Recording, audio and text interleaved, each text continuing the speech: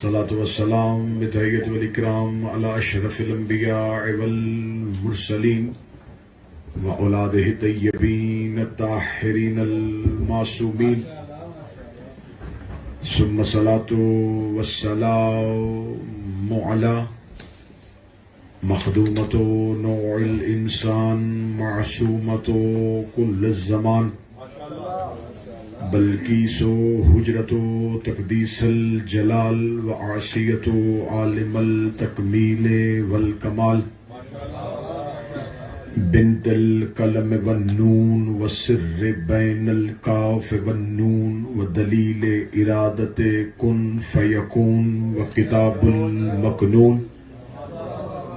محافظت النبوہ وناشرت الولایہ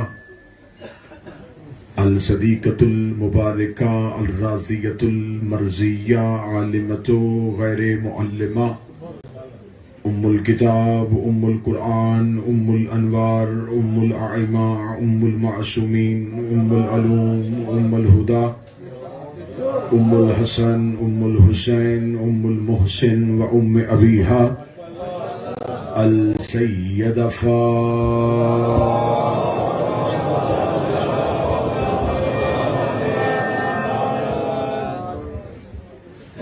ولعن الله تعالى أجمعين. أما بعد فقد قال حق سبحانه تعالى في كتابه المجيد وفرقان الحميد. بسم الله الرحمن الرحيم. الله ولي الذين آمنوا يخرجهم من الظلمات إلى النور والذين كفروا أولياؤهم الطاغوت يخرجونهم من النور إلى الظلمات أولئك أصحاب النار هم فيها خالدون. صلوات.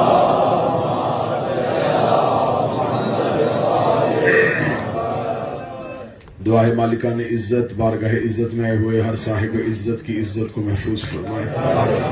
آقا زادی یکم محرم سے لے کے آج کی اس شب تک جتنا بھی پرسہ ان تمام حاضرین کی طرف سے شہزادی کی بارگاہ میں ہوا، میری آقا زادی آپ کا پرسہ، آپ کا رونا، آپ کا ماتم اپنی بارگاہ میں قبول و منظور فرمائے.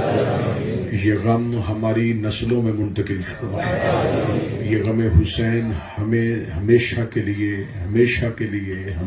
لیے نصیب فرمائے. آقا زادی سوائے غم مظلوم کے دنیا کا کوئی غم نہ دکھائے. جو پریشان حال ہیں ان کی پریشانیوں کو دور فرمائے. جو تکلیف میں ہیں ان کی تکلیفوں کو دور فرمائے. میرا مالک اس خطرناک وبا میں ہر ایک علی ولی اللہ پڑھنے والے کی حفاظت فرمائے. میرے مالک واسطہ محمد و آل محمد کی عزت و عصمت و طہارت کا جن بیماروں کے لیے مجھے کہہ رکھا ہے، جن کے نام آپ کے ذہنوں میں ہیں، آج کی شب کا صدقہ انہیں شفا عطا فرمائے. جو بے اولاد ہیں آج تذکرہ باب الحوائج ہے، باب الحوائج کے گہوارے کا صدقہ انہیں اولاد نرینہ عطا فرمائے. محسن حسن اس کے علاوہ جتنے بھی بے اولاد ہیں میرے مالک تمام کو نیک کامل الخلقت صالح امام حسین کے ماتمی بیٹے عطا فرمائے. وارث زمانہ کے ظہور میں تعجیل فرمائے. ہمیں اپنے مالک کے لشکر میں اٹھنے کی توفیق عطا فرمائے. دعاؤں کی قبولیت کے لیے صلوات سارے حضرات مل کے بابا سے بلند پڑھیں.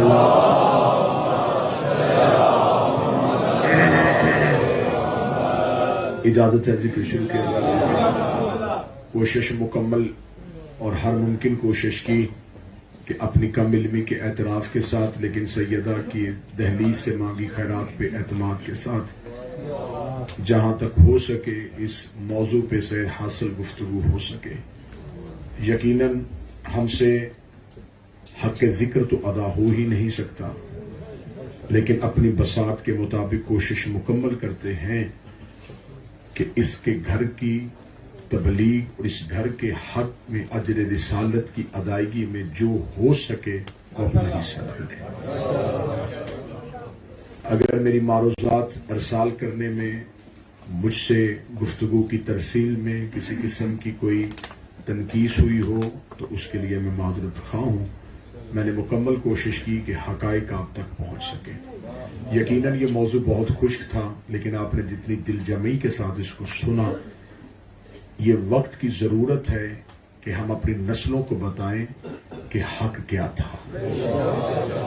اور یقیناً یہ وہ موضوعات ہیں جو انتہائی کم پڑھے جاتے ہیں۔ آج گفتگو اپنے اختتامی مراحل کی طرف بڑھے گی، لیکن اگر کوئی گوشہ خالی رہ گیا تو انشاءاللہ سوئم کی مجلس میں اسے مکمل کر لیں گے، پھر اس کے بعد زندگی باقی، ملاقات باقی۔ خداوند متعال ارشاد فرماتا ہے کہ اللہ وہ ولی ہے جو اندھیروں سے نکالتا ہے، روشنیوں میں لے کے آتا ہے، اور اس کے مقابلے پہ ابلیس اپنے ولیوں کو یہ طاقت دیتا ہے کہ وہ دوبارہ روشنی میں آئے ہوئے لوگوں کو اندھیرے کی طرف لے کے جاتے ہیں۔ اور خدا نے کہا کہ اولئک اصحاب النار هم فیہا خالدون، اور یہی وہ لوگ ہیں جو ہمیشہ ہمیشہ کے لیے جہنم میں رہیں گے۔ بہت مشکل ہوتا ہے آپ سے کسی اس عقیدے پہ بحث کرنا جسے کوئی تسلیم کرتا ہو۔ میں نے جس عقیدے پہ گفتگو کی ہے یہ ایک نظریہ ہے جو آج امت مسلمہ کی اکثریت اسے تسلیم کرتی ہے، اور جسے اکثریت تسلیم کرے اس نظام پہ اعتراض کرنا اور اس پہ انگلی اٹھانا یہ ایک انتہائی مشکل مرحلہ تھا، لیکن میں نے پوری ذمہ داری کے ساتھ اس کو اس انداز میں نبھایا کہ اس میں میں نے کتب تشیع کا حوالہ نہیں، انہی گھر کی کتابوں کا حوالہ دیا جس گھر کا یہ عقیدہ تھا۔ صاحبان، تصور امامت مسلمانوں کی ہر فرقے میں موجود ہے۔ پہلی صدر کہنے لگا ہوں اور یہیں سے ابتدا ہونے لگی ہے۔ ہر فرقے کے ہاں یہ ہے کہ امام ہونا چاہیے۔ عقیدہ امامت ہر فرقے کے ہاں ہے، معیار امامت صرف ہمارے پاس ہے۔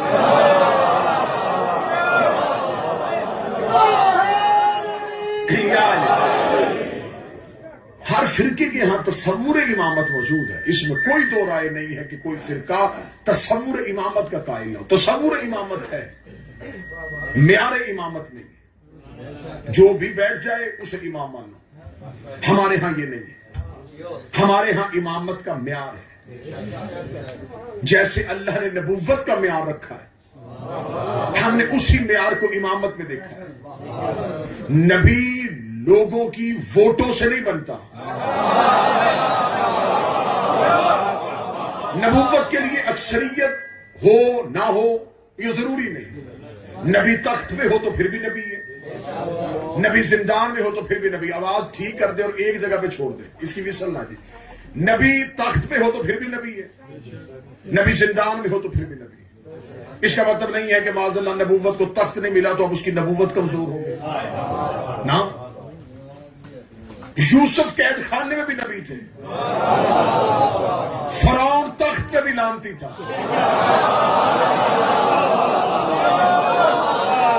سر نہ ہلائیے گا، زبان سے بولیے گا۔ یوسف قید خانے میں بھی نبی ہے، فرعون تخت پہ بھی لانتی، موسیٰ سفر میں بھی نبی ہے، نمرود اتنی حکومت کے باوجود لانتی۔ اس کا مطلب ہے کہ جو باطل پہ ہو وہ اگر تخت پہ بیٹھ بھی جائے تو اس کی حقیقت کو تخت کی وجہ سے تسلیم نہیں کیا جا سکتا۔ امامت کے لیے تخت و تاج ضروری نہیں، اللہ کے دیے ہوئے عہدوں کے لیے تخت و تاج ضروری نہیں، یہ دنیا کے دیے عہدے ہیں۔ دنیا جسے دیتی ہے اسے واپس لے لیتی، کل جسے عزت دیتے ہیں پھر اگلے دن اسے رسوا کر دیتے، لیکن جس سے اللہ عزت دے دے، جملہ کہوں اگر آپ قبول کریں، اللہ جسے عزت دے دے کوئی بے عزت اس کی عزت کو چھین نہیں سکتا۔ امامت وہ ابدی نعمت ہے جو خدا اپنے چنے ہوئے لوگوں کو دیتا ہے۔ اس لیے مذہب جعفریہ کی پہچان یہ ہے کہ ہم یہ نہیں دیکھتے کہ بادشاہ کون ہے، ہم یہ دیکھتے ہیں کہ امام کون ہے۔ لشکروں کو، اکثریت کو ہم نہیں دیکھتے، ہم جمہور کو نہیں دیکھتے، ہم یہ نہیں دیکھتے کہ زیادہ جاہ و جلال کس کے پاس ہے، ہمارے پاس ایک ہی معیار ہے، امامت۔ اور اس سے جو بھی ٹکرائے پھر وہ جو بھی ہو،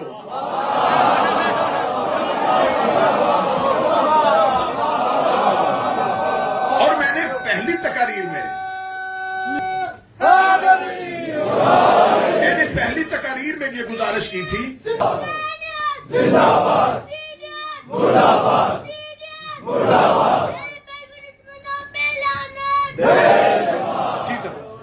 میں نے پہلی مجالس میں بھی یہ گزارش آپ کے سامنے کی تھی کہ ہم یہ نہیں دیکھتے، رشتہ داری کی بنیاد پہ ہم عزت نہیں دیتے.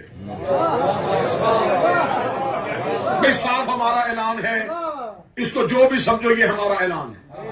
ہم رشتہ داری کی بنیاد پہ عزت نہیں دیتے، اور یہ قانون اللہ نے بنایا. بیٹا تھا نبی کا، نوح کا بیٹا نوح کو چھوڑ کے گیا، خدا نے کوئی رشتہ داری کا خیال نہیں کیا. نوح اور لوط کی بیویوں پہ اللہ نے قرآن پہ لعنت بھیجی. خدا رشتہ داری کا احترام نہیں کرتا، خدا حجت سے وفا کا احترام کرتا. نہیں، ابھی تک میرا خیال ہے کہ اکثریت کا سر نہیں اٹھا، تو پھر میں کھول کے اور جملہ کہہ دوں، اچھی عورت فرعون کے گھر بھی ہو، ہم اسے بھی مان لیتے ہیں.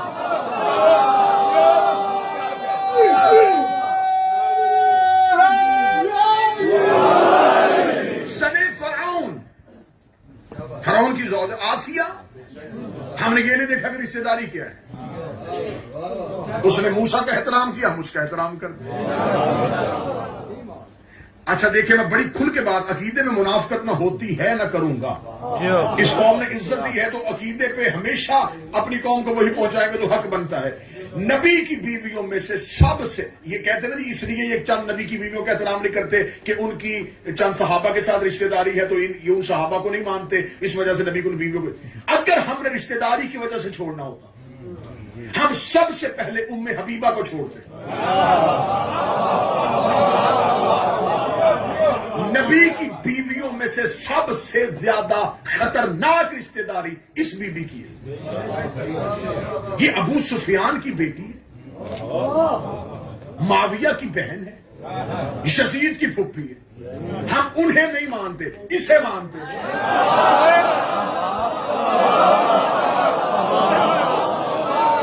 میرے اہل سنت بھائی تشریف فرما دو، کوئی پیغام ان تک پہنچانا چاہتا ہوں. الزام ہے ہم پہ کہ یہ ہم نبی کی بیوی کو نہیں، یہ ام حبیبہ نبی کی بیوی نہیں، ہم اس کا احترام کرتے ہیں.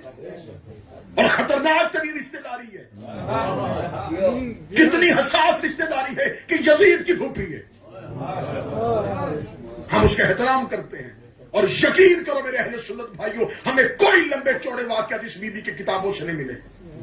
ایک ہی واقعہ ملا، ہمیں اس بی بی کے معیار کا پتہ چل گیا. دیگ سے ایک ہی دانہ چکھا جاتا. پڑھو اس بی بی کا عمل کیا تھا. ایک ہی عمل ہمیں کتابوں ملا. جب فتح مکہ کے بعد باپ بیٹی کو ملنے کے لیے گھر آیا تھا تو اس نیک نیت والی بی بی نے یہ کہہ کے چمڑے کا بستر اپنے باپ کے نیچے سے کھینچ لیا تھا، اٹھ جا، یہ بات ہے، تو ناپاک ہے.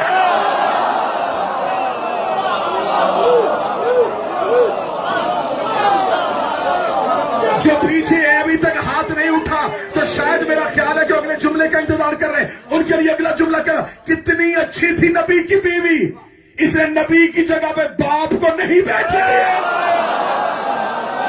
بولو جو جوان بیٹھے ہو، زندہ باد مذہب جعفریہ.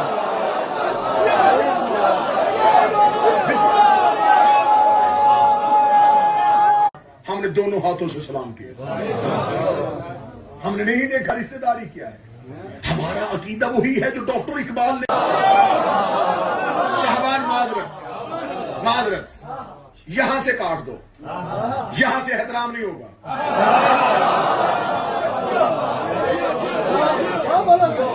کیا کریں؟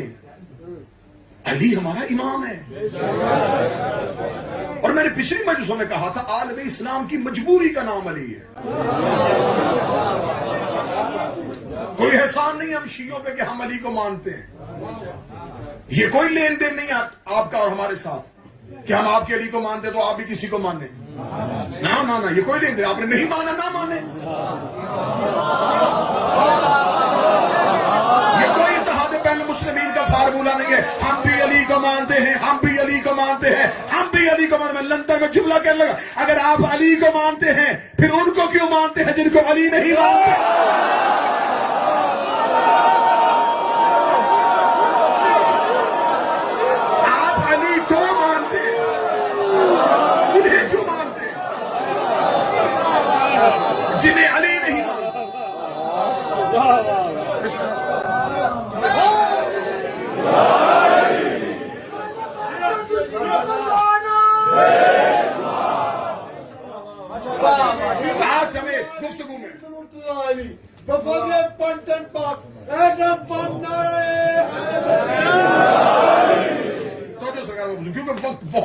گزرتا ہے، مصحف بھی طویل پڑھنا ہوتا ہے، اور میں کوشش کر رہا ہوں کہ اب مجالس جو 1 گھنٹہ 20 25 30 منٹ تک جا رہی ہیں، لیکن پھر بھی مضمون جو ہے وہ قابو نہیں ہو رہا کہ کسی نہ کسی طریقے سے اسے منطقی انجام تک ہم پہنچیں۔ میں مکمل کوشش کر رہا تھا، کیونکہ مکمل 5 دن تمہید میں گزر گئے، تو میری پوری کوشش تھی کہ میں آپ کو کربلا تک ملوکیت کو لے کے جاتا ہوا دکھاؤں، لیکن آج ہم کربلا تک نہیں پہنچ سکیں گے۔ اب جہاں تک سفر ہوا وہاں پھر آگے انشاءاللہ عشرہ زینبیہ ہے سفر کے مہینے میں، وہ مجالس ہے مجاہد شاہ کے امام بارگاہ میں، تو وہاں سے انشاءاللہ کربلا سے لے کے ظہور تک چلیں گے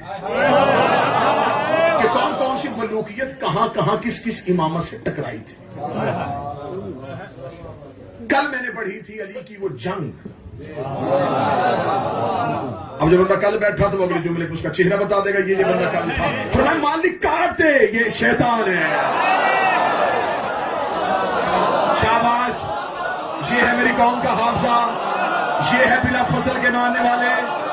فرمایا مار کے اشتر کاٹاں گے، حیران نہیں ہے، شیطان ہے۔ اور میں نے آیت وہ پڑھی ہے کہ خدا کہتا ہے شیطان نے وہ ولی بنائے ہیں۔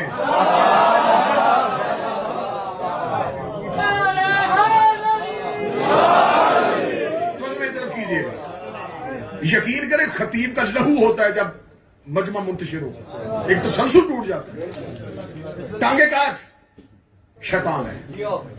مالکشتہ نے ٹانگے کاٹی، حوض سے محمد نے سہارا دے دیا، گر رہا تھا اونٹ، علی نے گھوڑے کو سر پر دوڑایا، امیر المومنین نے جا کے اونٹ کی گردن پہ اپنا نیزہ مارا۔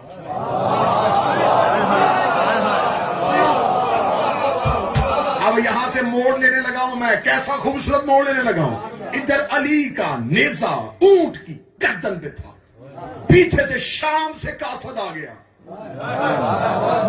اس نے حاکم شام کا خط علی کو دکھایا، علی نے وہیں سے خط پکڑا، ریت پہ رکھا، خط کی الٹی جانب کی، اونٹ کی گردن سے نیزہ نکالا، اونٹ کے خون کو سیاہی بنا کے علی نے جواب لکھنا شروع کیا۔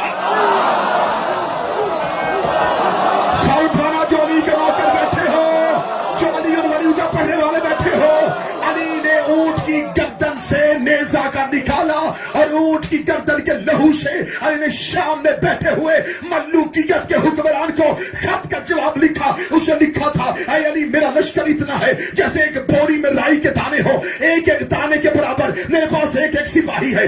علی نے خط کی الٹی جانب کی، نیزے کو قلم بنایا، لہو کو سیاہی بنایا۔ علی نے فرمایا شام میں بیٹھ کے مجھے دھمکیوں سے ڈرانے والے 3 سطریں ہیں علی کے، میں چہرے پر لگا۔ علی کا خط آج بھی کتابوں میں ہے۔ علی نے کہا نہ میں نے رب بدلا ہے، نہ نبی بدلا ہے، اور نہ میں نے تلوار بدلی۔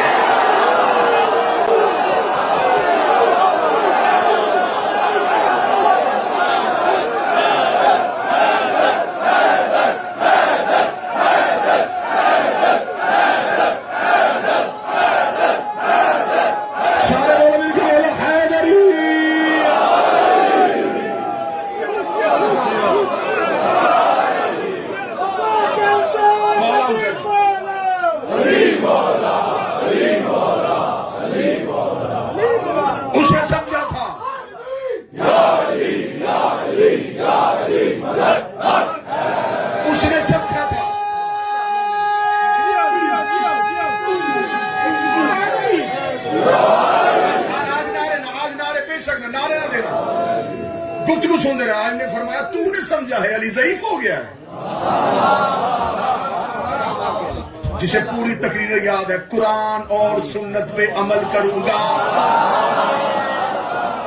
علی نے خط کا جواب دیا، سن نہ میں نے رب بدلا ہے، اس کا مطلب کسی نے بدلا تھا۔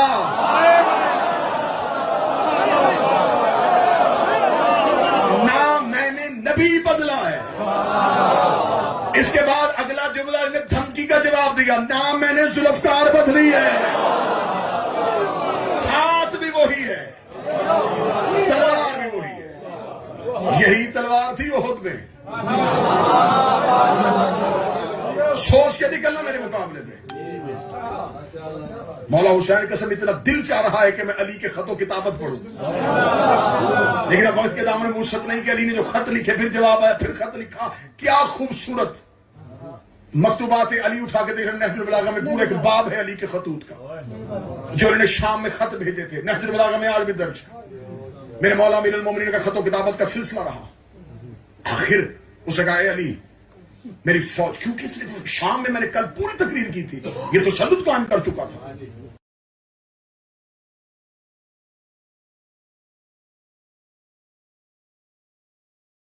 جب پتا چلا کہ وہ بالکل قطعاً اس بات سے علی کے خط و کتابت کے ساتھ آمادہ نہیں ہو رہے, علی کا پہلا مارکا شام ہی تھا.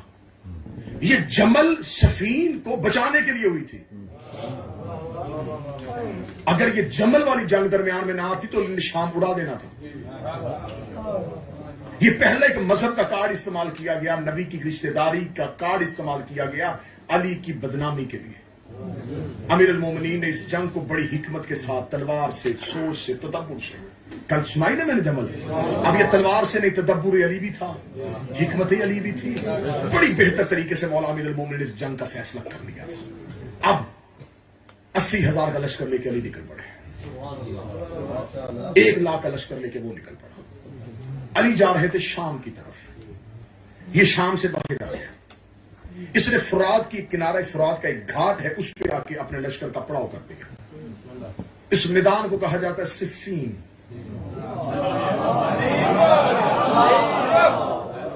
یہ پہلے پہنچ چکا تھا. اس نے فرات کا وہ گھاٹ جو پورا میدان کے اوپر تھا, اس نے پانی پہ گھاٹ پہ قبضہ کر لیا.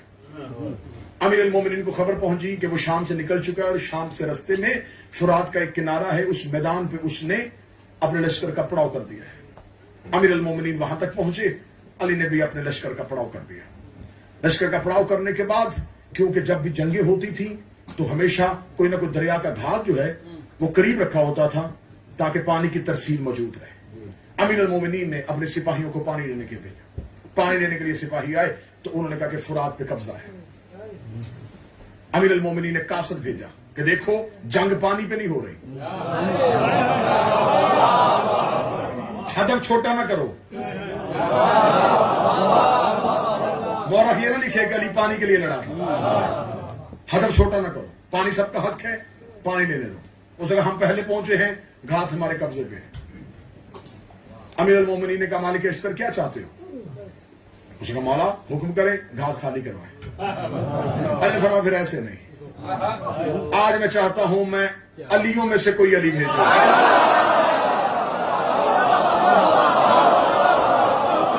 آج میں اپنے علیوں میں سے کوئی علی بھیجوں. اب میں بڑی جلدی جلدی گزر رہا ہوں, مجھے کیونکہ جنگ سفین نہیں پڑھنی, حملے نہیں پڑھنے, میں نے ایک جزوی طور پہ سفین کو ساتھ شامل کیا ہے اور میں نے ملوکیت تک پہنچا. امیر المومنین نے فرمایا میں اپنے علیوں میں سے کوئی علی ڈھونڈا. امیر المومنین نے اپنے بیٹوں کو بلایا. امیر المومنین کے بیٹوں نے سب باندھے. جو فرات پہ قبضہ کر کے بیٹھے تھے وہ تیر انداز بیٹھے تھے کہ دور سے کو پانی لینے کے لیے آئے تو یہاں سے تیروں کی بات کر. 30,000 تیر انداز فرات کے گھاٹ پہ کمانوں میں تیر لے کے علی کے لشکر کے نشانہ کر کے بیٹھے تھے. امیر المومنین نے ٹیلے پہ جا کے, اونچائی پہ جا کے جائزہ لیا. علی نے فرمایا حنفیہ, محمد اپنے بیٹے کو بلایا. محمد بن حنفیہ نے جی مولا. فرمایا قریب آ, فرات کا گھاٹ خالی کروا. مولا فرمایا سوچ کے جانا. مولا علی کے جملے میں نہج البلاغہ پڑھنے لگا. مولا فرمایا اپنے اوپر والے دانت نیچے والے دانتوں میں جما کے رکھنا. نہج البلاغہ پڑھنا, اپنے اوپر والے دانت نیچے والے دانتوں میں جما کے رکھنا. یاد رکھنا محمد تیری نظر پہلی صف پہ نہ ہو, آخری بندے پہ تیری نظر ہو. اتنا تیز حملہ کرنا کہ صفوں کو چیر کے نکلنا. محمد بن حنفیہ کو جنگ کا ادا سکھا کے امیر المومنین نے گھوڑے کی زین پہ بٹھایا. 30,000 تیر انداز, اکیلا محمد. محمد بن حنفیہ نے اپنے گھوڑے کی زین کسی, ٹیلے کی اونچائی پہ جا کے یوں تیر اندازوں کو دیکھا. بابے کے حکم کے مطابق محمد نے گھوڑے کو ایڑ لگائی. گھوڑے کو ایڑ لگا کے جب محمد کا گھوڑا سر پٹ دوڑا, 30,000 تیر اندازوں دیکھا, ہم نے سمجھا تھا کہ 100 200 500 1000 10,000 20,000 بندہ آئے گا، اکیلا آیا ہے۔ 30,000 نے تیر چھوڑے، سامنے سے تیر نہیں بارش آئی تیروں کی۔ محمد بن حنفیہ نے اپنے گھوڑے کو روکا، اپنی گردن کو جھکایا تاکہ تیر اوپر سے گزرے۔ پہلا حملہ تیروں کا محمد کے سر سے گزرا۔ جب پہلا حملہ گزر چکا محمد نے پھر سر اٹھایا، پھر گھوڑے کو ایڑ لگائی، تھوڑا آگے گیا تھا، آگے سے پھر 30,000 تیر آئے۔ محمد نے پھر گھوڑے کو روکا، پھر گردن کو جھکایا۔ اب جب دوسری بار محمد نے گردن کو جھکایا، محمد نے دیکھا کہ قریب سے کوئی گھوڑے سوار ایسے نکل گیا ہے جیسے بجلی نکلتی ہے، اور وہ 30,000 کو چیرتا ہوا آخری سب میں چلا گیا ہے۔ محمد بن حنفیہ نے پوچھا مالک چچا یہ کون گیا ہے؟ فرمایا واپس آجا، حسن چلا گیا ہے۔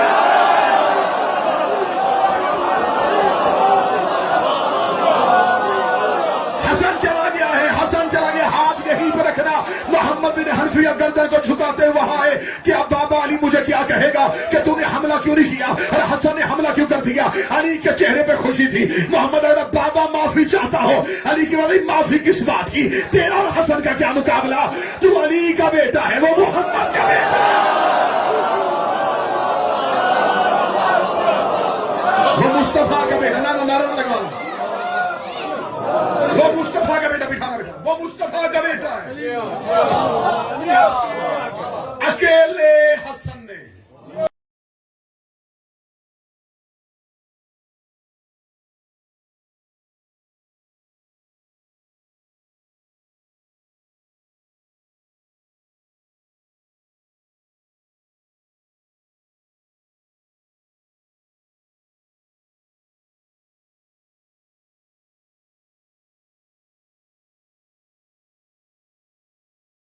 جب فرات پہ گئے، اکیلا حسن علم لگا کے کھڑا۔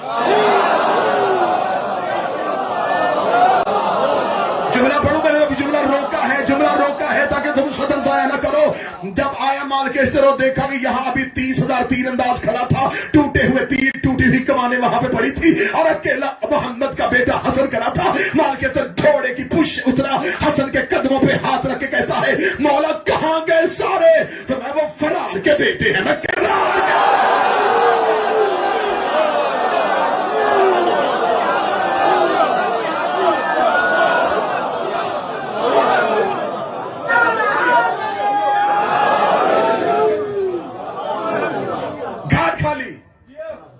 حسن کا عالم نصب۔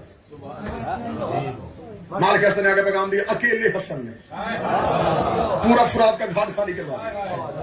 علی کے بعد حسن کو واپس بلا، انہیں کہا، ان سے کہا پیو پانی۔ اب وہ سمجھتے جیسے ہم نے قبضہ کیا ہے،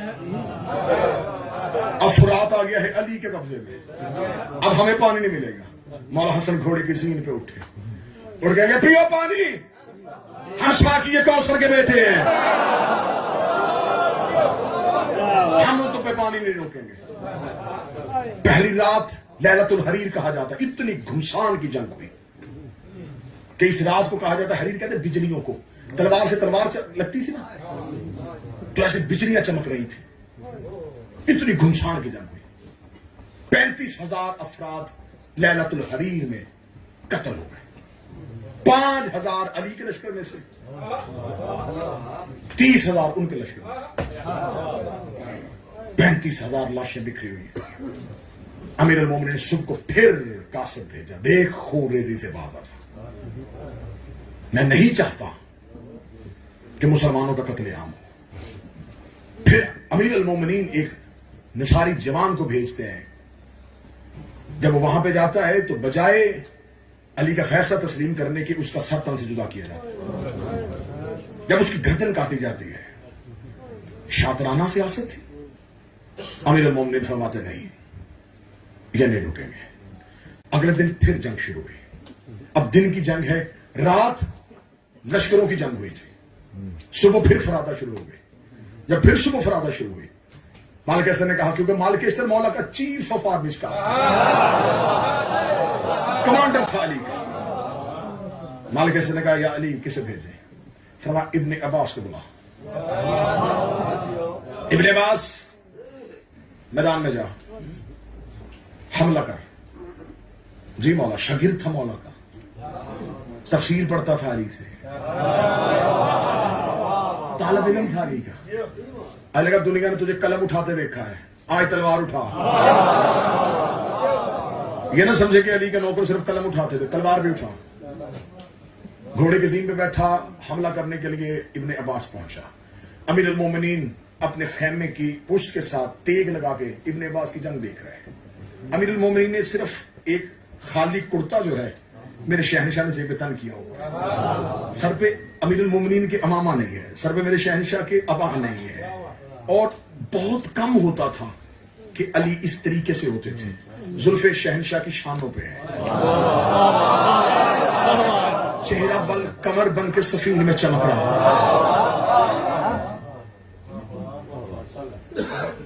یوں امیر المومنین جنگ دیکھ رہے تھے. ابن عباس کو لڑتے ہوئے دیکھا، چاروں طرف سے ابن عباس پہ حملہ ہوا. ابن عباس کو چاروں طرف سے گھرے ہوئے دیکھا. علی فرمایا مالک ابن عباس کو واپس بلا. مالک نے ٹیلے پہ کھڑے، ابن عباس. علی کہہ رہے واپس آ. ابن عباس واپس آیا. علی نے فرمایا ایک خیمہ خالی کرو، جلدی کرو، اس خیمے میں سیدھا اس کا گھوڑا لے جاؤ. یوں میدان سے دوڑتا ہوا آ رہا تھا، خیمے کا پردہ اٹھا، یہاں گھوڑا. تھوڑی دیر بعد گھوڑا واپس آیا، علی ابن عباس کا لباس پہن کے.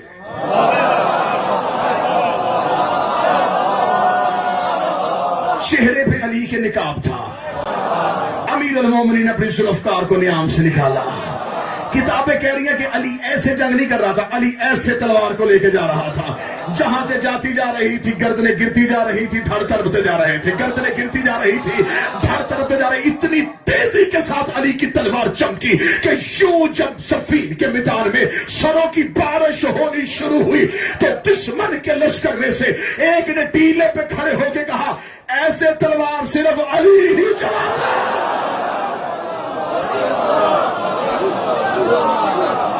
یہ علی ہے. کسی نے کہا نہیں ابن عباس ہے. اس کا پھر ٹوٹ پڑو، چاروں طرف سے حملہ کرو. اگر ہوا ابن عباس قدم ہٹائے گا، اگر ہوا علی میدان میں جمے گا. جب چاروں طرف سے فوجیں یوں دیکھنے کے لیے کہ ابن عباس ہے کہ علی ہے، قرآن میرے سر پہ رکھو میں سفین پڑھا. چاروں طرف سے فوجیں جب بالکل علی کے قریب آئی، نہ تلوار نکلی، نہ تیر پھینکا، نہ نیزہ پھینکا. جب چاروں طرف سے قریب آئے علی نے صرف نقاب الٹایا. نہ ویسے سفیر سننا جیسے سنانی تھی. علی نے صرف چہرے سے نقاب الٹا. 12,000 بندہ اپنے ہی گھوڑوں کے ٹاپوں کے نیچے آ کے مر گیا. جب لاشیں تڑپنے شروع ہو گئے، اب اس سے پوچھو وہ کیوں مر گئے تھے؟ اور موسیٰ کے ساتھیوں نے تجلی دیکھی تھی، یہاں خود علی گئے.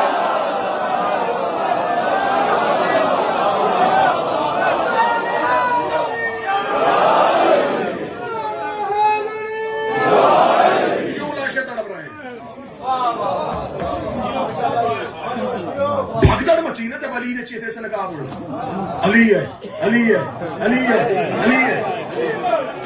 گر رہے تھے گھوڑوں سے، ایک دوسرے کے گھوڑوں کے ٹاپوں کے نیچے آ رہے تھے اور علی میدان میں صرف کھڑے دیکھ رہے تھے. دوسرا حملہ شدید ترین حملہ ہوا. پھر امیر المومنین نے دوبارہ قاسم کو بھیجا. جب قاسم کو بھیجا تو اب ادھر سے، کیونکہ دنیا کی سب سے زیادہ مکاریاں ادھر تھی اور کائنات کا سب سے شریف حاکم شام نے فوراً اپنے خیمے میں عمر بن عاص کو بلایا. اسے اگر تلوار سے لڑو گے تو کبھی نہیں لڑیں گے، کچھ سازش کر. اسے کہا سازش شرط پہ کروں گا، مصر میرے حوالے کرے گا. اس کو بتا دو کہ اس پھنسے ہوئے ٹائم پہ سودا کروں، موت اس کے سر پہ. یہاں اسے کہا مصر دے گا مجھے؟ اسے کہا ہاں مصر کی گورنی تیری، جلدی کر کسی طریقے سے بچا علی سے. وہ فوراً گیا. اس نے امیر المومنین کے لشکر میں سے اشعث بن قیس کو خریدا. یہ کوفے سے 20,000 کا لشکر لے کے علی کے ساتھ آیا تھا. اب میں مکاریاں پڑھنے لگا ہوں تاریخ کی، کس دور میں علی رہ رہے ہیں. علی کے لشکر میں ہے اور پورا خاندان اس کا منافق ہے. اشس بن قیس کون ہے؟ اسی کی بیٹی جودہ نے امام حسن کو زہر دی تھی. اسی کا دوسرا بیٹا محمد بن اشعث کربلا میں عمر بن سعد کے لشکر میں آیا تھا. اب کیونکہ رخ بدل جائے گا، مجلس کا مصاحب بن جائے گا کہ اس نے کیا کیا ظلم کیا، میں وہ نہیں پڑھنا چاہتا. آپ کو خاندان کا پتہ چل گیا کہ کیا خاندان. 20,000 کا لشکر اس کے پاس ہے. 1,00,000 دینار میں اس کا سودا ہوا. عمر بن عاص نے کہا 1,00,000 دینار تجھے دوں گا. علی کے لشکر میں ہی ایسی بغاوت پھیلا دے کہ علی کا لشکر 2 حصوں میں تقسیم ہو گیا. اب اس کے پاس 20,000 کوفے کے لوگ تھے. کوفے کا ماحول آپ سمجھ رہے تھے کہ کوفہ کیا تھا. کوفہ ایک قدیم آبادی نہیں تھی. کوفہ مختلف تہذیبوں کا سنگم تھا. نیا شہر نہیں تھا، نیا ملک نہیں تھا، آباد ہوا تھا نیا شہر. کوئی ادھر سے آیا، کوئی ادھر سے آیا، کوئی ادھر سے آیا، کوئی ادھر سے آیا. مختلف تہذیبوں، مختلف مزاج کے لوگ رہتے تھے. اس لیے امیر المومنین جمل کے بعد مدینے نہیں گئے. علی نے کوفہ کو اپنا دارالحکومت اس لیے بنایا تھا کہ اگر وہ شام سے کوفہ پہنچ گیا تو کوفہ ہاتھ سے جائے گا، کیونکہ کوفہ والوں پہ حجت کو اعتماد نہیں تھا. یہ وجہ تھا کہ علی نے اپنا مرکز دارالحکومت کوفہ بنا لیا. اب اس کے پاس کوفے کا لشکر تھا 20,000 لشکر. یعنی کہ جو لشکر علی گھر سے لے کے چلے یہ وہ لوگ تھے جو امیر المومنین کے ساتھ گھر سے چلے. عمر بن عاص سے اس نے کہا بغاوت کیسے پھیلاؤں گا. ان دونوں نے میدان میں سازش تیار کی. جب امیر المومنین کا حملہ بہت تابڑ توڑ حملہ علی نے کیا، عمر بن عاص نے اپنے لوگوں سے کہا کہ جلدی کرو، نیزوں پہ قرآن بلند کرو. قرآن اس دور میں گردنوں میں لٹکے ہوئے تھے. چمڑے میں قرآن ہوتا تھا، یہ گردوں میں لٹکا. انہوں نے فوراً گردنوں سے نکالا، نیزے کی انی پہ قرآن کو سوار کر دیا. دیکھو علی قرآن سے لڑ رہا ہے، دیکھو علی قرآن سے لڑ رہا ہے. کل میں نے جمل پڑھی تھی، کل اونٹ کھڑا تھا، آج نیزوں پہ قرآن بلند ہے. ایک مقدسین، یہ لفظ ہے کتابوں کا لفظ ہے، میں تو ویسے ہی پڑھوں گا. مقدسین کا ایک کرو. مقدسین کسے کہتے تھے؟ یہ بڑے عبادت گزار تھے، بڑے عابد، بڑے زاہد، داڑیاں، ماتھے پہ سجدوں کے نشان، ہاتھوں پہ تسبیحاں. انہوں نے اپنے ظاہری گیٹ اپ کے ساتھ اپنے آپ کو دیندار بنایا ہوا تھا. یہ علی کے پاس ہے. علی جنگ روک. کیوں کر رہے جنگ؟ مسلمانوں میں خون ریزی پھیل رہی ہے. ہر مقدس نظر آنے والا شریف نہیں ہوتا.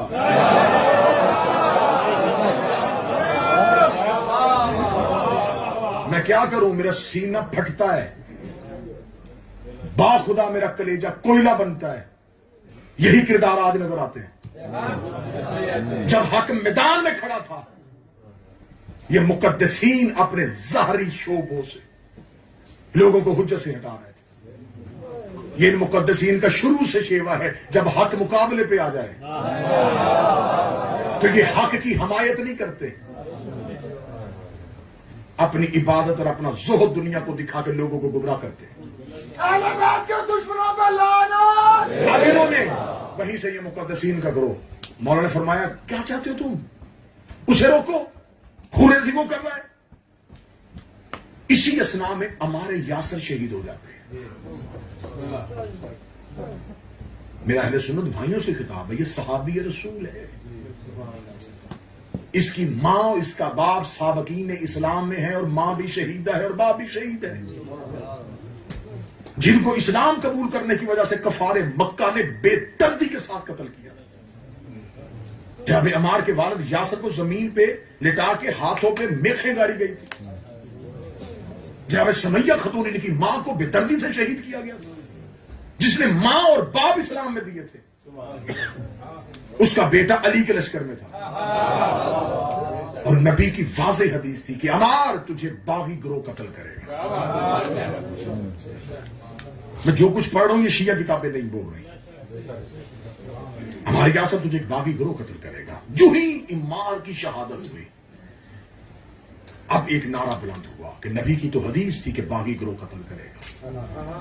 اب دیکھنا کس دور میں علی ہے، کس دور میں علی ہے. ذرا علی کی مظلومیت سمجھو. جب عمار یاسر قتل ہوا تو حاکم شام کے پاس لوگوں نے جا کے کہا ہم نے نبی کی حدیث کانوں سے سنی ہے، عمار تجھے باغی گروہ قتل کرے گا۔ عمر بن عاص فوراً آگے کھڑا ہو کے کہنے لگا ہم نے عمار کو قتل نہیں کیا، قتل تو اس نے کیا ہے جو عمار کو ہمارے نیزوں کے سامنے لے آیا ہے۔ یعنی کہ عمار یاسر کے قاتل ہم نہیں، علی ہے۔ علی اسے لے کے آیا تھا ہمارے سامنے، نہ لے کے آتا نہ وہ قتل ہوتا۔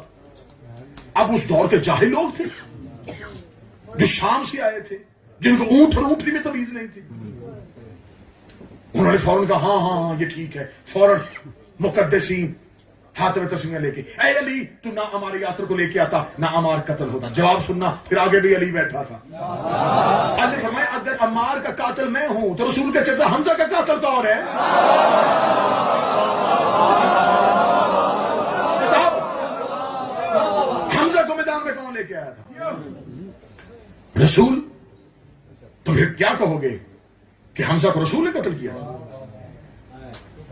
علی نے یہ سازش کو خاموش کروا دیا۔ اب قرآن نیزوں پہ بلند ہے۔ اب مال کی اشتر جنگ کرتے کرتے حاکم شام کے خیمے سے تھوڑے دور پہنچ گئے۔ لمحوں میں جنگ تمام ہونے والی ہے۔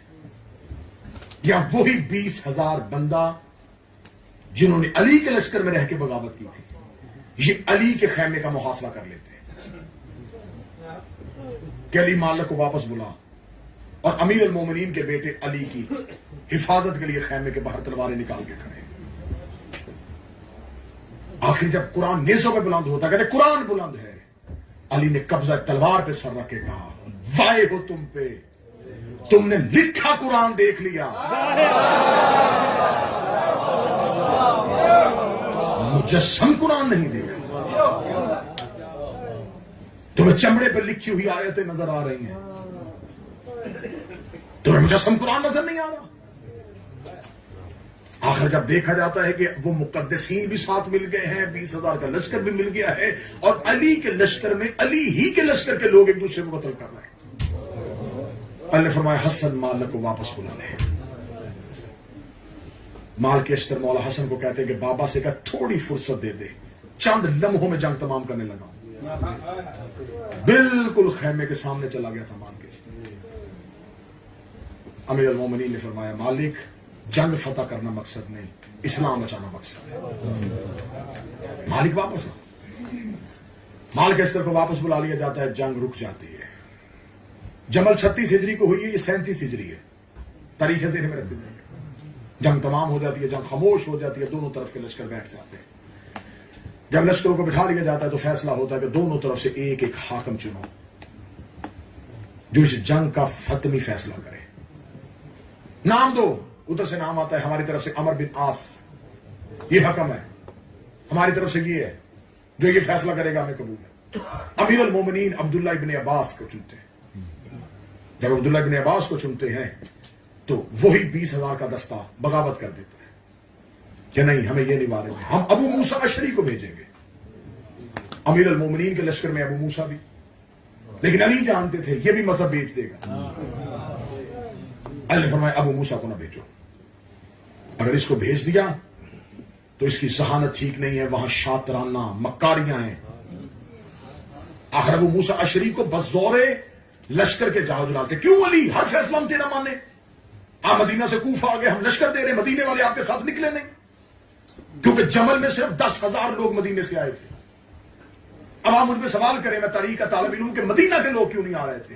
مدینہ کے لوگ لڑ لڑ کے تھک گئے تھے، یہ بدر سے لڑنا شروع ہوئے، بدر لڑی ہے انہوں نے، احد لڑی ہے، خیبر لڑی ہے انہوں نے، خندق لڑی ہے۔ اب لڑتے کیوں نہیں تھے؟ میں وجہ بتا دیتا ہوں۔ یہ دوسرے لشکروں میں جب پہلی خلافت کا دور آئے نے کبھی شام بھیج دیا، کبھی یمن بھیج دیا، کبھی مصر بھیج دیا۔ اس دور میں لوگ لڑتے تھے بیت المال کے لالچ میں بھی۔ جہاد کا فلسفہ یہ نہیں کہ سارے اس لالچ میں تھے، جو لوگ بیت المال کے لالچ میں، مال غنیمت کے مال غنیمت کے لالچ میں لڑتے تھے۔ اب انہیں پتا تھا کہ علی نے جمل میں بھی کوئی مال غنیمت نہیں اٹھانے دیا، کیونکہ جس لشکر میں علی ہوتے تھے جنگ ختم ہونے کے بعد علی کہتے تھے اب ان کا مال نہ لوٹنا، ان کا مال میں چھوڑ دو۔ مدینہ کے لوگوں کے ان کے اپنے گھروں میں بوریاں تھی، بوریوں میں 5-5 لاکھ دینار پڑا تھا، انہیں کیا ضرورت تھی میدان میں آنے کی؟ وہ گھروں میں بیٹھ چکے تھے۔ ایک کوفہ ہی تھا جہاں سے سپاہی مل سکتے تھے اور وہاں بغاوت پھیل چکی تھی.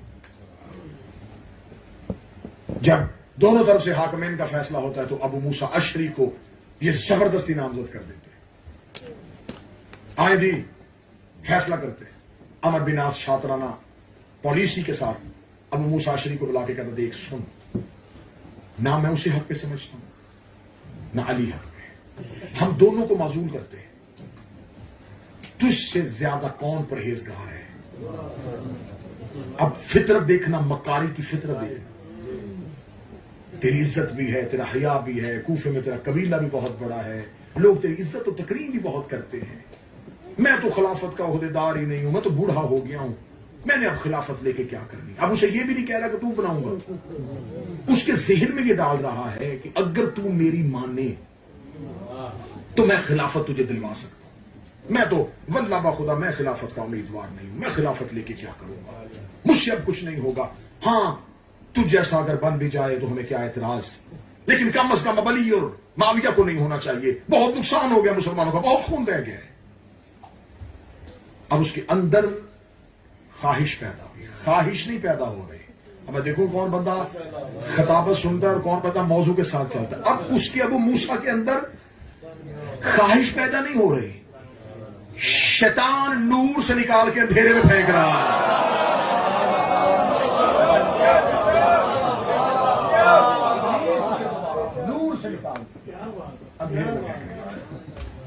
اب اندھیرے میں جانے کتنا وقت لگتا ہے، آپ یہ وقت دیکھیے گا. آگے لوگ کھڑے ہو جاتے ہیں، دونوں کو ایک اونچائی پہ کھڑا کیا جاتا ہے. اب علی کہتے ہیں مالک اشتر اگر زبردستی یہ چلا ہی گیا نا ابو موسیٰ، اسے کہنا پہلے تقریر نہ کرے، پہلے امر کو بولنے دے. مالک اشتر جا کے اس کے کان میں کہتے ہیں کہ علی حکمن کہہ رہے ہیں کہ پہلے اسے بولنے دے. اس نے امر کو کہا کہ تو پہلے بول. اسے کہا آپ کے ہوتے ہوئے، آپ جیسے بزرگ کے ہوتے ہوئے میں کیسے، میری مجال نہیں، میری مساحت نہیں، آپ بولے.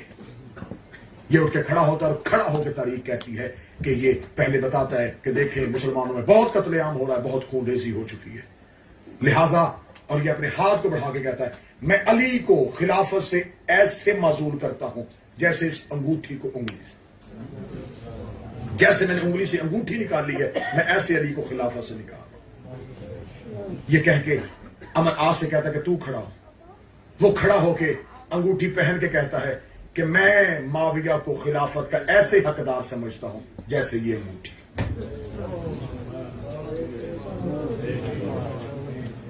ایک غلط فیصلے کی بنیاد پہ جیتتی ہوئی جنگ کو مسلمانوں کی ذلت کا سامنا ہو جاتا ہے. حاکم شام وہاں سے فتح کے ترانے پڑتا ہوا نکل جاتا ہے. علی اپنی مظلومیت کو سوچتے ہوئے کہ میرے پاس ناصرین وہ نہیں ہے. علی واپس پلٹتے ہیں، امیر المومنین واپس پلٹتے ہیں. یہ 37 ہجری ہو چکی ہے میرے صاحبوں. اگلا سال 38 ہجری آتا ہے. یا وہی لوگ جو مقدسین کی صورت میں علی کے سامنے تھے وہ خوارج کے روپ میں سامنے آ جاتے ہیں. وہ امیر المومنین کے خلاف ایک بہت لمبی چوڑی مہم شروع کر دیتے ہیں اور لوگوں کو علی کے خلاف اکسانا شروع کر دیتے ہیں. خارج کے ساتھ امیر المومنین پھر 38 ہجری کو ایک اگلی جنگ جو ہے وہ لڑنے کے لیے نکلتے ہیں اور یہ نہروان پہ ہوتی ہے، ایک نہر کے کنارے پہ ہوتی ہے. لیکن علی یہ جنگ جیتتے ہیں. علی نے اپنے ایک سپاہی سے کہا تھا کہ ان میں سے 10 سے زیادہ بچیں گے نہیں، ہمارے 10 سے زیادہ مریں گے نہیں. اور یہ جنگ نہر کے ادھر نہیں ادھر ہوگی، نہر کی دوسری طرف کیا جاتا ہے. ایسا حملہ ہوتا ہے کہ ان کے لشکر میں صرف 9 لوگ بچتے ہیں. کتابوں میں جو خارج کی نشانیاں لکھی ہیں، آج میں صرف نشانیاں پڑھ کے میں سلام کرنے لگا ہوں. گفتگو تمام ہونے لگی ہے. انشاءاللہ 12 محرم کو سلسلہ اگر آپ آ سکیں تو وہیں سے بات کو شروع کر دیں گے. ان کی نشانیاں یہ تھیں کہ ان کی لمبی داڑیاں تھیں، لمبے بال تھے، اور وہ لوگوں کو قتل کرتے تھے مذہب کے نام پہ.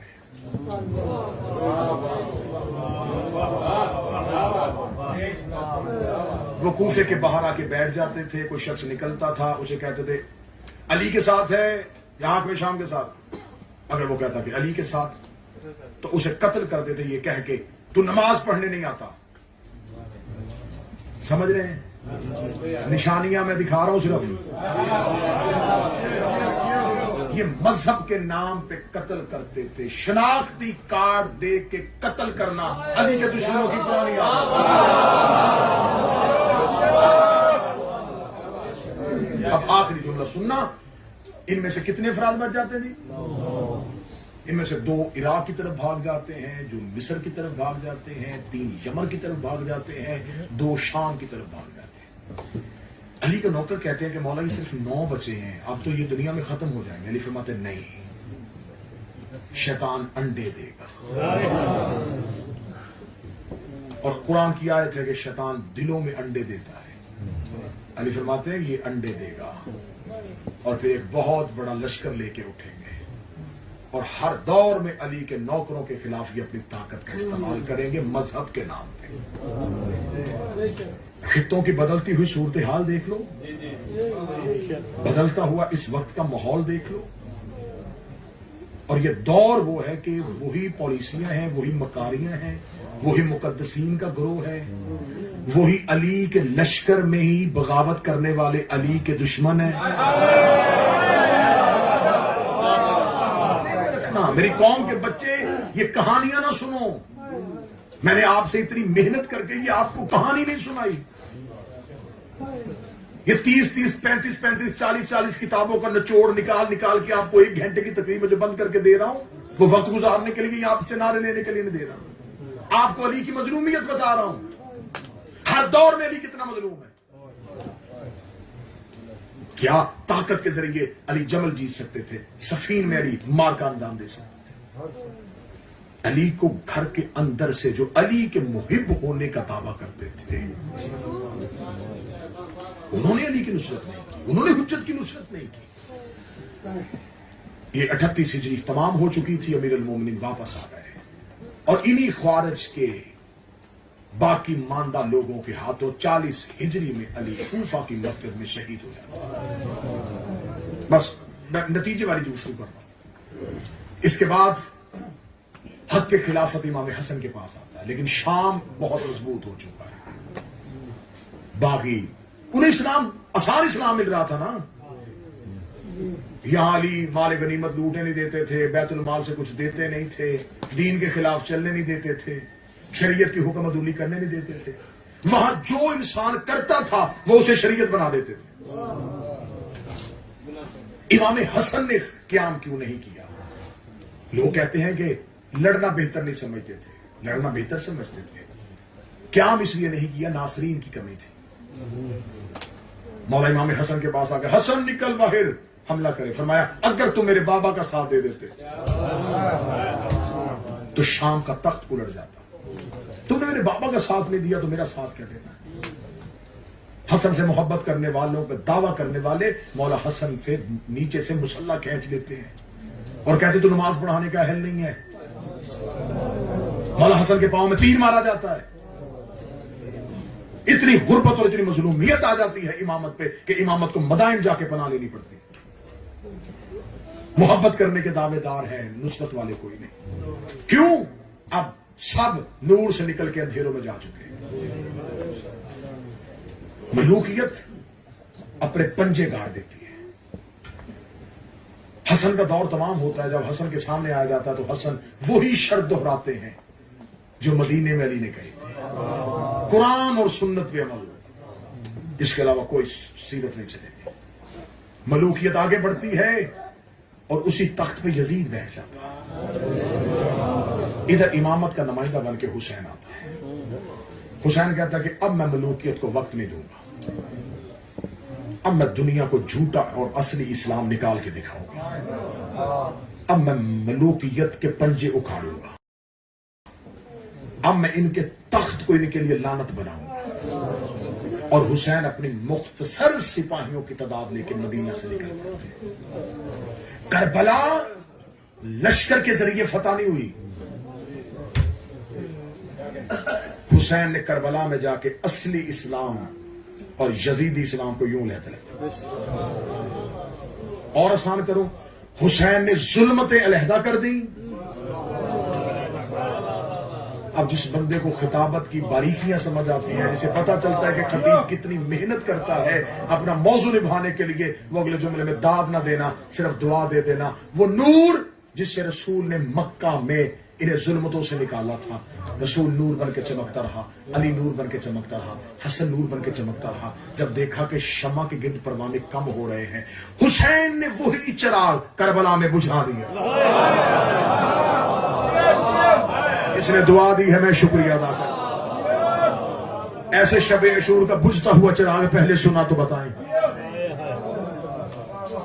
آپ کیا سمجھتے ہیں کہ امام حسین نے چراغ کیوں بجھایا تھا؟ اپنے ناصرین پہ یقین تھا، لیکن حسین کو پتا تھا کہ اب امامت میں قیام نہیں آنا، اب کوئی امام قیام نہیں کرے گا، اب کوئی لشکر لے کے نہیں نکلے گا. اب یہ وعدہ چلا گیا ہے 12ویں کے سپرد. حسین نے شب عاشور سے چراغ بجھا دیا ہے. اب چراغ ہدایت جلے گا جب 12واں آئے گا.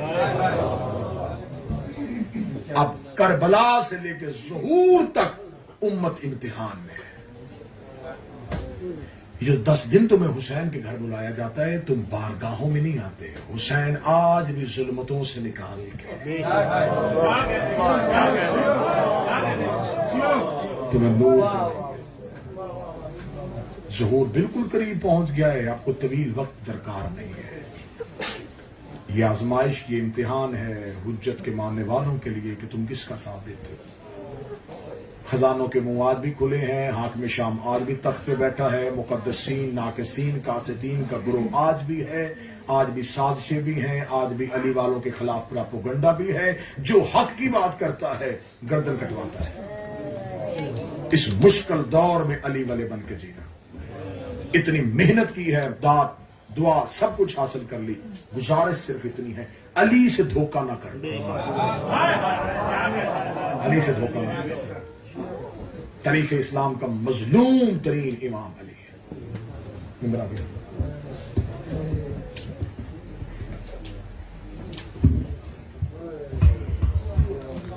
کوشش کیجیے گا کہ اگر سوئم کی 12 محرم کی مجلس اگر آمادہ ہوئے آپ سننے کے لیے، تو میں آپ کو کربلا تک لے کے آؤں گا کہ ملوکیت کو حسین نے کربلا میں کیسے پہنچایا تھا. میں معافی چاہوں گا، وقت بہت زیادہ بیتتا تھا. میں کوشش مکمل کرتا رہا کہ میں صرف 1 گھنٹہ مد نظر نہ رکھوں، حقائق کو مد نظر رکھ کے آپ کی نسلوں تک پہنچاؤں. اتنا مظلوم ہو گئے علی اور علی کی اولاد کہ وہی حسین کربلا میں 6 ماہ کے بیٹے کا پانی مانگ رہا.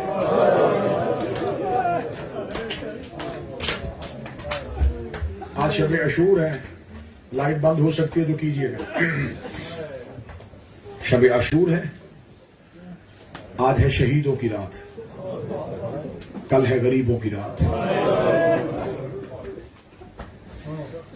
بھائی بیٹا بن کے چند گزارشات کروں گا. کل کا دن گریبان کھول کے رکھنا،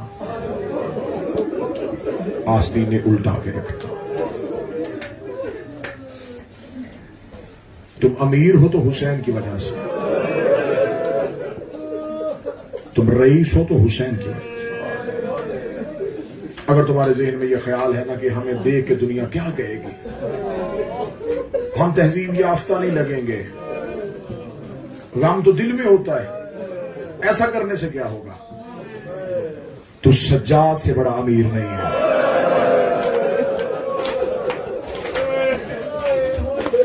تو امام جعفر صادق سے زیادہ تہذیب کا واقف نہیں ہے.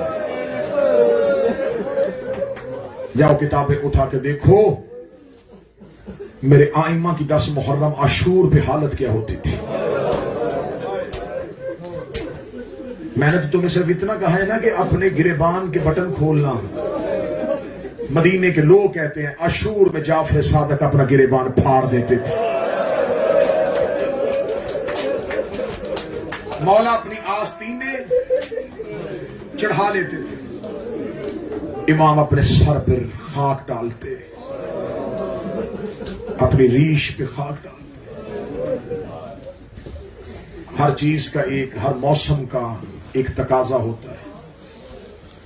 جو عید پہ نئے کپڑے پہن لیتے ہو، 10 محرم کو اپنے لباس سے تمہاری پتہ چلے کہ اس کا کوئی نقصان ہوا.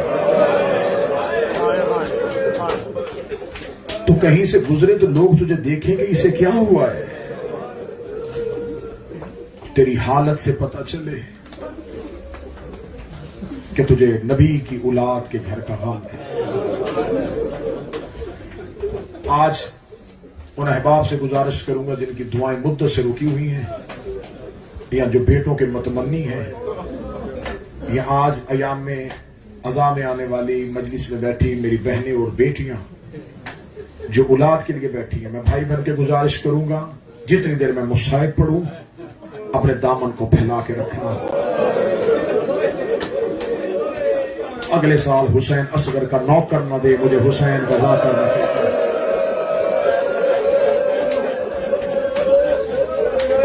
مجھے خود پہ مان نہیں ہے، مجھے حسین کے ذکر پہ بڑا مان ہے. میں نے محمد کی بیٹی کے ساتھ ان کے ذکر پہ دھوکہ نہیں کیا.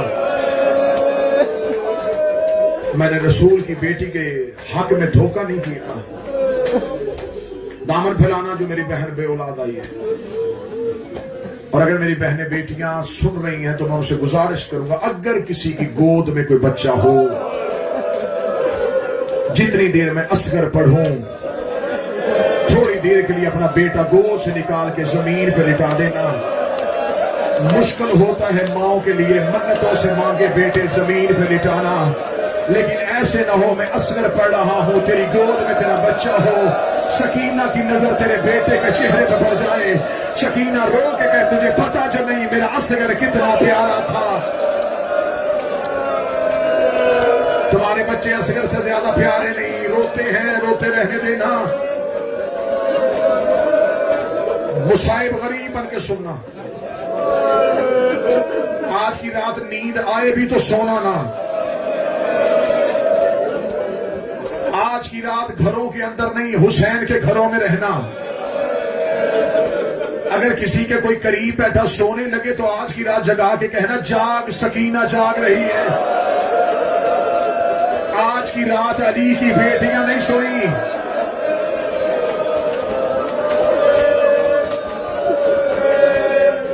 کل والا دن غریب بن کے گزارنا، آج کی رات بیداری میں گزارنا. حسین کے قاتلوں پہ لعنت کی تسبیح، عاشور کے اعمال، زیارت حسین، حسین کی یاد میں گریا، سر پہ خاک ڈالنا، گریبان کو پھاڑ لینا. یہ حسین کا تقاضا ہے عزاداروں سے. ہر شہید کربلا میں ایک بار شہید ہوا، 3 بار قتل ہوا ہے رباب کا بیٹا.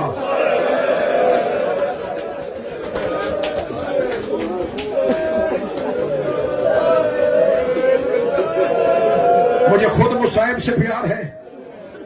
میں نے ان راتوں میں مصائب پہ کنجوسی نہیں کی. میں نے ہر ممکن کوشش کی ہے کہ یہاں سے کوئی خشک آنکھ واپس نہ جائے. ہر مصائب میں منت کرتا رہا ہوں کہ سنو. آج میں پہلی بار منت کر رہا ہوں، کوئی بھائی مجھے نہ کہنا کہ ہمیں اصغر پورا سنا. بادشاہ حسین کی قسم،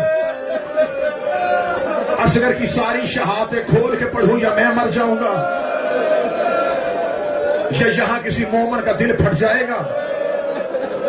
میں نے تمہیں اکبر سنا دیا، میں نے تمہیں غازی سنا دیا، میں نے تمہیں قاسم سنا دیا. حسین کا اصغر مجھ سے بھی نہیں پڑھا جائے گا. بس بڑی قریب سے شہادت شروع کر رہا ہوں. 9 لاکھ کے سامنے کھڑا ہو کے کہہ رہا تھا بہتے فرات سے 2 گھونٹ پانی چاہیے. کمینے دے کر پینا خود بہانا بچے کا. حسین نے کہا اصغر پانی مانگ. اصغر بے زبانی سے حسین کی طرف دیکھ کے کہتا تیری ماں نے حق مانگا انہوں نے نہیں دیا. حسن نے قبر کی جگہ مانگی انہوں نے نہیں دی. تو نے رستہ مانگا انہوں نے نہیں دیا. جنہوں نے تیری ماں کو حق نہیں دیا تیرے بیٹے کو پانی کیسے دیں گے. فرمایا اصغر ماں بھی گئی تھی حجت تمام کرنے کے لیے. اصغر تو بھی حجت تمام کر. 3 بار اصغر کی آواز آئی العطاش العطاش العطاش. میری مائیں بہنیں ماتم کریں گی. ماؤں کو وہ لفظ بڑے اچھے لگتے ہیں جو بچہ پہلی بار بولتا ہے. ادھر اصغر نے کہا میں پیاسا ہوں. رباب خیمے کے دروازے پہ آئی. آواز آئی اصغر اونچا بول. میں نے پہلی بار تجھے بولتے ہوئے سنا ہے. اے ماں کا لاڈلا بیٹا, اور تم مریم کے عیسیٰ سے کم نہیں. اصغر اونچا بول. حوصلہ حوصلہ حوصلہ. مولا حسین سے مشکل سے مشکل دعا مانگو. حسین کی ماں تمہیں کبھی دنیا کے اسی غم میں نہ رولا. جتنے رو رہے ہو, جتنے ماتم کر رہے ہو, محمد کی بیٹی کا تمہارا پرسہ قبول کرے. 3 بار اصغر نے کہا میں پیاسا ہوں. بے شک ظالم تھے, قاتل تھے, قتل کرنے آئے تھے. اپنے اپنے چہرے اباؤں میں چھپا کے کہنے کے خدا تجھ پہ لعنت کرے عمر ابن سعد. تو نے کہا تھا ہاشمیوں سے لڑنا ہے, تو ہمیں بچوں سے لڑانے کے لیے لے آیا ہے. یہ چلتا چلتا وہاں آیا جا ہرمل بیٹھا تھا. آگے کہنے کا دیکھ نہیں رہا میری فوج میں بغاوت پھیل رہی ہے, جلدی کر حسین کے کلام کو قطع کر. اس اللہ نے اپنے تیروں میں سے وہ تیر نکالا جو جنگ میں بھاگتے ہوئے گھوڑے کو مارا جاتا تھا. اس نے تیر نکال کے تیر کمان میں ڈالا. اس نے اصغر کی گردن کا نشانہ کیا, تیر زمین پہ گرا. اس نے پھر اٹھایا, تیر پھر زمین پہ گرا. عمر ابن سعد کہتا تجھے تیر کیوں نہیں چلتا؟ یہ کہتا میں تیر چلانے کا ارادہ کرتا ہوں. سامنے والی کنات کا پردہ ہلتا ہے. اللہ جانے اس بچے کی ماں ہے, اللہ جانے اس بچے کی بہن ہے. سر پہ قرآن رکھ کے کہہ رہی ہے اپنا تیر دیکھ, میرا صغیر دیکھ, اپنا تیر دیکھ. اللہ آپ کی ماں کے درجات بلند کرے. محمد کی بیٹی اور شاہی جو رو رہے ہیں پرسہ قبول کرے. اپنا تیر دیکھ, میرا صغیر دیکھ. پہلا درد پڑھوں جس نے ماتم کرنا ہے. ہر ایک مقتل میں گیا, غازی نے لڑنا سکھایا تھا, عباس نے حملہ کرنا بتایا تھا. رباب خیمے کے دروازے پہ آ گئی. رباب نے سکینہ کی آنکھوں پہ ہاتھ رکھا. رباب کی ایک نظر ہرمل کے تیر پہ, ایک نظر اصغر پہ. جدھر سے اس نے تیر کمان سے چھوڑا. رباب کی آواز اونچا ہو, تیر اونچا رہا ہے. دائیں جا, تیر دائیں جا رہا ہے. اصغر تیرے بابے کو تیر نہ لگے. اصغر کی گردن پہ تیر نہ لگے, حسین کی کلائی پہ لگا. اصغر کی آواز ہے بابا مجھے معاف کر دینا, میری گردن چھوٹی تھی, ظالم کا تیر پڑا. حوصلہ حوصلہ حوصلہ. بابا مجھے معاف کر دے, بابا میری گردن چھوٹی, ظالم کا تیر وزنی. اب جس نے رونا وہ مجھے دیکھے. بلا تشبیہ یوں تھا اصغر. تیر گردن سے نکل کے کلائی سے پار چلا گیا. حسین نے اپنی ابا عسکر کے اوپر دی. آواز آئی اصغر ایسے لے کے گیا, یا ماں مر جائے گی یا بہن مر جائے گی. اصغر دے اجازت میں تیری گردن سے تیر کھینچوں. اصغر کی آواز آئی تو نے اکبر کی برچھی نکالی, تو نے عباس کی آنکھ سے تیر نکالا. بابا ایسے نہیں, دادا ابراہیم بولا, دادا اسماعیل بولا, مدینے سے نانا بولا, نجف سے بابا بولا, بقیہ سے ماں بولا. آواز آئی سارے کھڑے دیکھ رہے ہیں. حسین نے اپنا گھٹنا کربلا کی ریت میں رکھا. حسین نے تیر کی کلائی پہ ہاتھ ڈالا, یا 2 ہاتھ اصغر کی کمر پہ آئے. آواز آئی حسین آہستہ, حسین آہستہ. آواز آئی کون ہے؟ حسین. دادیوں کو پوتے پیارے ہوتے, اور تیری ماں زہرا بقیہ چھوڑ کے ہمیں ہو جائے. یا زہرا آ میری بی بی, اپنے بیٹے کا پرسہ لے.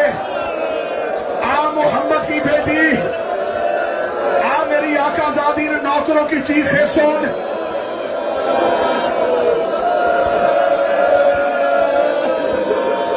حوصلہ حوصلہ حوصلہ. بس ختم کر رہا ہوں, پوری شہادت پڑھی نہیں, 2 جملے سنو اور سلام کرو. مولا حسین اصغر کو لے کے خیام کے پیچھے آئے. بلا تشبیہ ایک ہاتھ میں اصغر تلوار سے قبر کھود رہا ہے.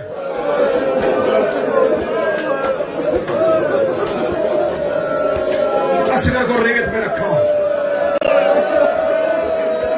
میں چھپا رہا ہوں کہ کوئی مرے نہ. ریت گرم تھی, اصغر نرم تھا. اللہ آپ کی بہن کو صحت دے, محمد کی بیٹیاں تیری بہن کو صحت دے. ریت گرم تھی, اصغر کا لاشا نرم تھا.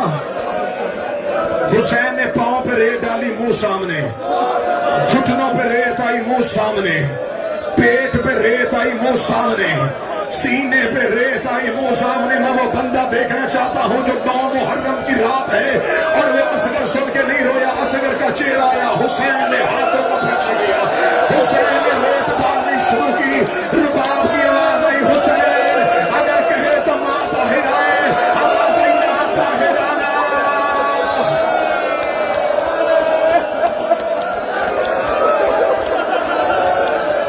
حوصلہ حوصلہ حوصلہ. چھوڑ دوں کوئی سید آدھا اجازت دے میں چھوڑ دوں. نہیں سنا جاتا اصغر تو میں چھوڑ دوں. اللہ جانے اگلے سال کس نے بچنا ہے اور کس نے رونا ہے. ہر رات وہ اصغر کا جھولا نہیں آتا نا, پرسہ دینا ہے رباب کو.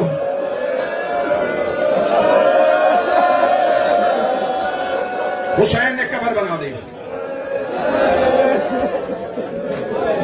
میں نے پہلے کہا کہ بادشاہ حسین کی قسم اتنا ان راتوں میں تم روئے ہو, کوئی خواہش نہیں. بڑا مصیب سن لیا تم نے. جو مجلس بنوانے کے لیے کھڑا ہو اللہ اس پہ لعنت کرے. صرف پرسے کی خاطر کھڑا ہوں. میں بھی رو لوں تم بھی رو لو, میں بھی پرسہ دے لوں تم بھی پرسہ دے لو. میں نے چھوڑی ہے ساری شہادت. میں نے اصغر کا جانا نہیں پڑھا, صرف تیر پڑھا, سلام کر دیا. تدفین پڑھی, چھوڑ دیا باقی مضمون. اب میں ہاتھ باندھوں گا. پورے مجمع میں مجاہد شاہ جی کو ایک سید زادہ اپنا ہاتھ کھڑا کر کے مجھے اجازت دے. آپ سید بزرگ ہیں, آپ نے دی اجازت. سید زادے سے میں نے اجازت اس لیے مانگی ہے میں محمد کی بیٹی کے سامنے سرخرو ہو سکوں. تیری اولاد میں سے کسی نے کہا تھا تو میں نے تیرے اصغر کی شہادت کا اگلا جملہ پڑھا تھا. مجھے ایک سید زادے نے اجازت دی ہے, اب تو ماتم نہ کر سکے, تیرا اپنا نصیب ہے. اصغر کی قبر بن گئی, حسین گھوڑے کی زین سے گر گیا. انہوں نے شام غریبہ سروں کی گنتی شروع کی. انہوں نے کہا مالے 72 تھے, سر 71 کیوں ہے. 300 بندہ گھوڑوں کے نیزے لے کے بیٹھا. انہوں نے کربلا کے میدان میں نیزے مارنے شروع کیے. یہ مقتل پہ نیزے مار رہے تھے. یہ سلام بن انس کا نیزہ اصغر کے لاشے پہ لگا. اس نے نیزہ باہر نکالا, باہر نیزہ نہیں آیا, اصغر کا لاشا. حوصلہ تمہیں حسین کا واسطہ. ایک جملہ پڑھنے دینا. بی بی کا واسطہ, سیدہ کا واسطہ, ماتمیوں زہرا کا واسطہ, ماتمیوں تمہیں زہرا کا واسطہ. ماتمیوں ایک جملہ پڑھنے دینا. اے میری اولاد قربان اصغر, اے ہمارے بچے ہماری رباب کا بیٹا. ایک جملہ سیدہ نے ایک جملے کے بعد چھوٹا لینا. ایک جملہ پڑھوں گا. اس کے نیزے کی انی پہ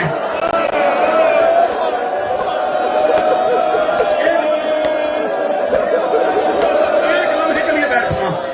اس کے بعد نہ میں پڑھوں گا نہ تم سے سنا جائے گا. اس نے نیزے کی انی اٹھائی, یہ گھوڑے کو دوڑا رہا تھا. اب جس کے گھر میں بچی ہے وہ سر اٹھانا. سکینہ نے اصغر کا لاشا دیکھا. سکینہ اس کے گھوڑے کے پیچھے دوڑی. آواز آئی نیچے اتار.